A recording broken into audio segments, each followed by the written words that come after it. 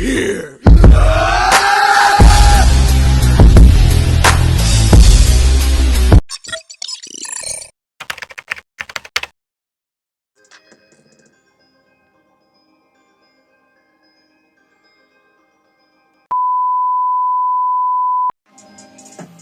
Oh, you people.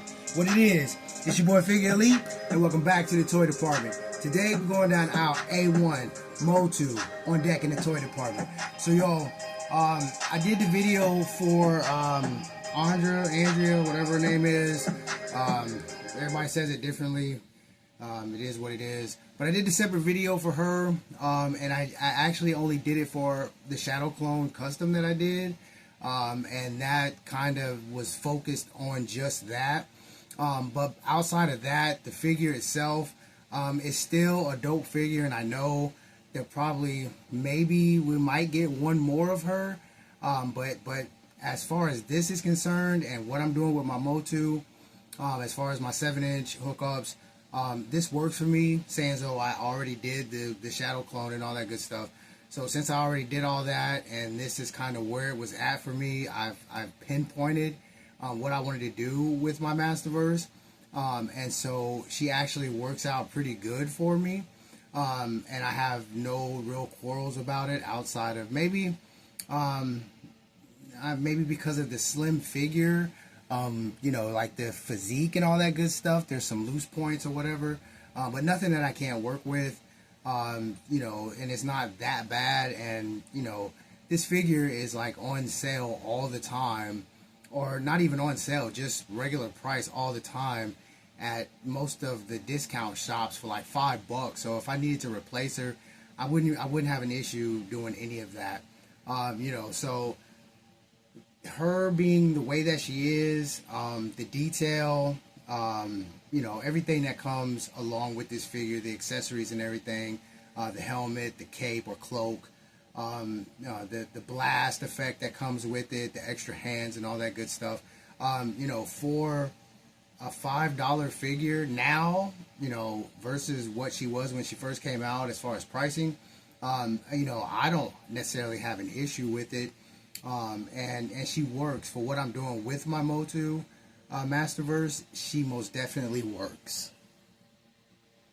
I'm not really going to complain about, you know, pricing and all this other good stuff.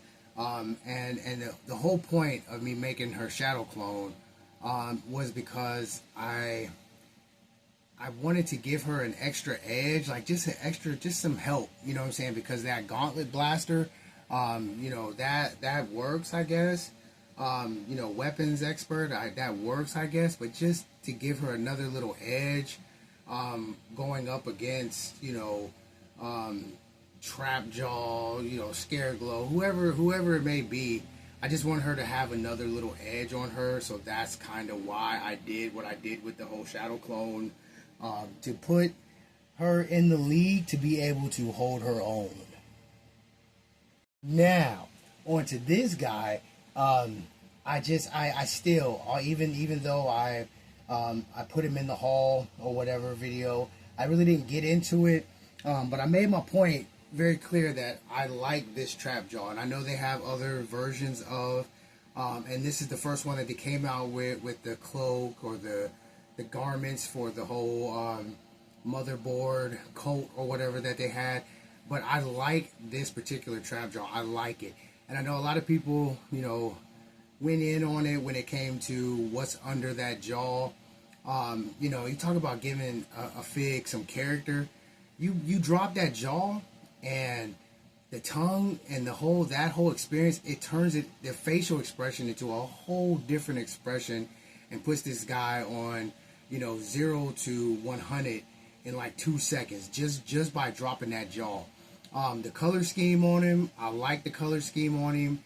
When I was looking for him, like I said in the haul video when I got him, you know, it was I found the full boxed version, and they still wanted 25 because I got it from Kokomo Toys and Collectibles. They wanted the full 25 or whatever, which is actually cheaper than what I would see it in Target. And then I found him bagged, you know, with all the accessories, everything was in there, and he was only like $10 or 15, somewhere around that area. Either way it goes, I still got a deal on this cat, and I really do like him. I don't have any issues with the coloring. I don't have any issues with you know, his articulation. Nothing was loose. Everything that came out the bag was there. All accessories, I looked to make sure everything was there. But as far as like the coloring, the articulation, the aesthetic all the way around the board, and that drop down jaw that exposes that tongue, it makes the most sense. Like, what would be behind that metal jaw? You know, teeth and tongue. You know, so it makes the most sense. But all in all, I do like how this character came out. Like the way that they got this mold and everything with the boots, from the boots up, going up, the greens, the dark maroon. You know, just I enjoy the character, and then the skin color.